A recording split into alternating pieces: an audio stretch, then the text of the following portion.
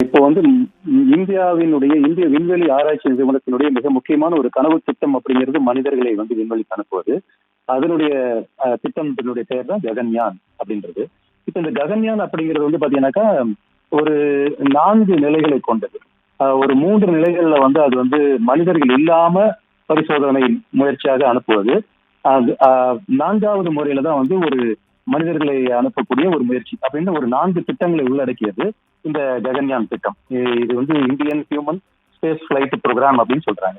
இப்ப இதற்காக நமது அரசாங்கம் வந்து கிட்டத்தட்ட 20,000 கோடி ரூபாய் அளவுக்கு ஒதுக்கி எவ்வளவு முக்கியத்துவம் வாய்ந்த ஒரு விஷயத்தை வந்து செய்ய தீர்மானம் பண்ணியிருக்கிறார்கள். அந்த அடிப்படையில் இந்த ககன்யான் அப்படிங்கிற அந்த மனிதனை நாம் விண்வெளிக்கு அனுப்பக்கூடிய ஒரு திட்டம். அதில் வந்து ஒரு 3 விண்வெளி வீரர்களை நாமே சொந்தமாக ஸ்பேஸ் கிராஃப்ட்ல உருவாக்கி நாமே அனுப்புவோம். ஸோ அப்படி வந்து பூமியை வந்து சுற்றி வர செய்து அதற்கு பிறகாக ஒரு பாரதிய அந்தாரிக்ஷ் ஸ்டேஷன், அதாவது இந்திய விண்வெளி ஆராய்ச்சி நிறுவனம் விண்வெளி நிலையம் அப்படிங்கிறது நம்ம ஒரு 52 டன்கள் அளவுக்கான ஒரு எடையோட அங்க புவியிலிருந்து ஒரு 400 கிலோமீட்டர் உயரத்துல இப்போ இன்னைக்கு இருக்கக்கூடிய சர்வதேச விண்வெளி நிலையத்தை போலவே நாம் ஒரு சிறிய அளவிலான ஒரு விண்வெளி நிலையத்தை அமைப்பதற்கான ஏற்பாடுகளும் நடக்கின்றன.